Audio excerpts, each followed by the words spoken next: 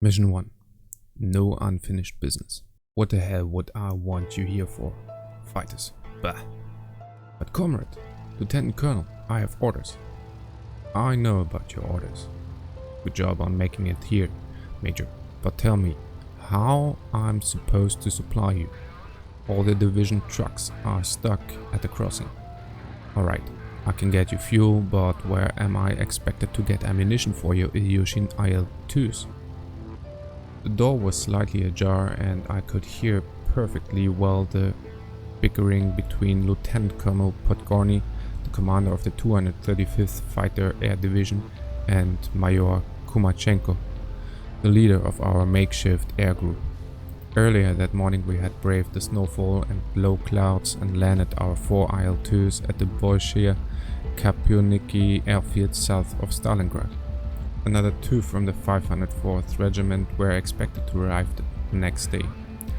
The fighters of the 8th Air Army were unable to provide the air blockade of the surrounded Hitlerites alone, and some of the top brass came up with the idea to involve attack aircraft pilots with experience flying in bad weather conditions in the interception missions. Things looked as if the division's command itself had just moved to this airfield. The makeshift headquarters were in a terrible state of fuss and disarray. Senior officers and messengers were passing by me, side-eyeing my humble lieutenant's loop at times. Under the circumstances, we were apparently the last thing the 235th Fighter Air Division had on their minds. I didn't expect our group to be able to enter combat soon, but I did manage to have the armament crew equip my aircraft with unguided rockets shortly before takeoff. The others couldn't do even that much, as the order to relocate popped up out of the blue, as is usually the case. Chumashenko pushed the door open, stepped out of the room and nodded, beckoning me over. I arranged for our rations and accommodation. He grumbled. That's it for now, let's have some rest. There isn't much else we can do now anyway. Later that day the Major barked into the dugout allotted to us, this time in a better mood, pulling a map out of a tactical pouch on the move. Come over, Boris, I've got something for you to do, he called out.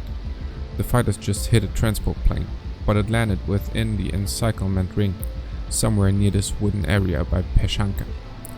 It'd be nice to do away with it, but they don't want to venture across the front line now. I leaned over the map, frantically plotting a route. So are you rolling the dice?